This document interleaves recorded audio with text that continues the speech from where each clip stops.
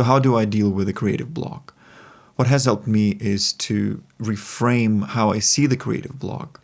I transformed it from something that I see as bad into something that just is. Not good, not negative thing, just something that is part of the creative process. Imagine you spend 12 hours sketching with your pencil. Eventually you'll need to sharpen it. Or if you've written dozens and dozens of pages with your pen, you'll need to refill the ink. Or in our more relevant kind of example, if you spend a whole day playing guitar, you might have to retune it at some point. The same kind of thing happens with the brain, where you've been producing or you've been trying to produce something and your brain has reached its capacity. So here are a few things that you can try that may help move the needle a little bit when you're stuck in that situation. So one of the ways to do it is to sit with it. Sit with the struggle, sit with the friction, and that scary boredom. Allow yourself to be bored and avoid getting distracted by cheap dopamine and instant gratification. Just sit in that silence, just sit in that struggle. And you'll be surprised how sometimes what kind of results it can yield, what kind of solutions you might come up with. Another thing that you can do is the complete opposite, which is to take a break. You want to avoid, again, all the distractions and instant gratification, cheap dopamine. That's just going to demotivate you to even come back to the work. What I found has been really, really helpful is just getting out of your head, out of your mind, and getting into your body. So going for a walk, exercise, jog, especially somewhere in nature. I do these walks almost every day where I go for a 30-minute to an hour walk. I go into the local woods and I become really, really aware of my surroundings, listening to the birds, to the leaves and falling off the trees or whatever, depending on the season. And that allows me to take a break from it, have some space from the work that I've been doing. And I usually balance that with a bit of a rest time where I'm not thinking about it. And then if there is a particular problem that I'm struggling with, I would then dedicate some time while I'm in the forest or while I'm in the middle of the walk to sort of brainstorm some solutions to the problem that I have. But again, any other simple activity like a conversation with your partner or your neighbor or a friend is a great way to take a break from it. And the break can take anything from 10 minutes to an hour to a day to a week from that particular project. And sometimes just simply moving on and working on a different project might help you recalibrate your brain a little bit. So these are the ways that I sort of mostly deal with the creative block.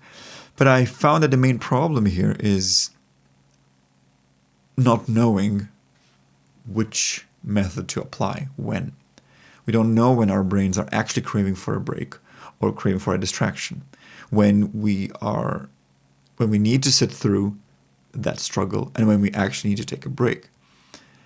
In this fast-paced, outcome-driven economy and the world that we live in, it seems that we continuously keep pushing past the threshold of our healthy capacities, right? And just simply asking yourself a question: am I looking for a distraction, or am I seeking or looking for a break, needing a break? And maybe the first 5 times you won't really know what the answer is, but the more you practice, the better and the louder the voice will become, and you will just sense whether that feels like I'm burning myself out or am I trying to distract myself on that cheap dopamine. A few more things I wanted to sort of address here, because I've been mainly talking about creative block that happens in the middle of producing work. What happens if you cannot even start creating work?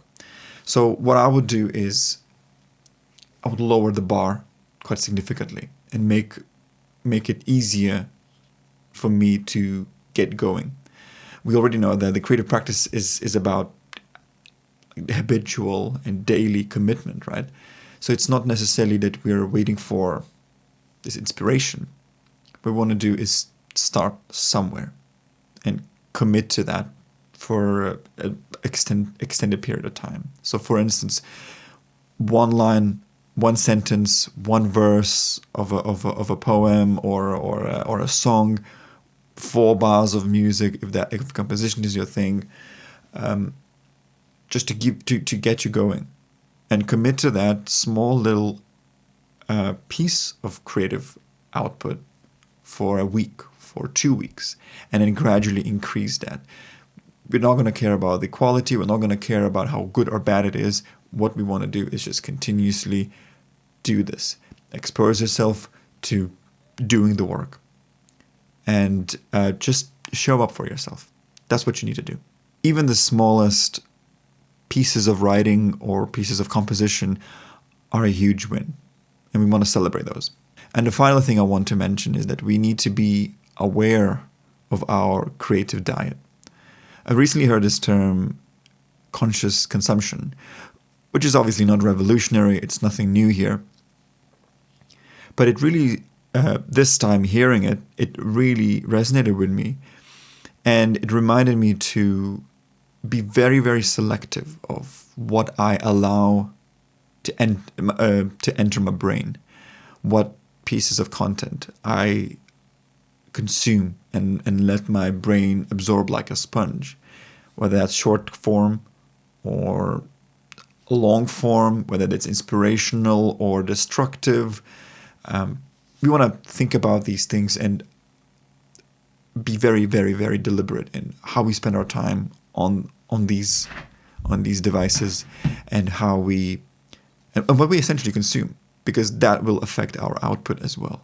If we are consuming bad news and gossip and drama and all of that stuff, then our world will become colored in these stories and in these events.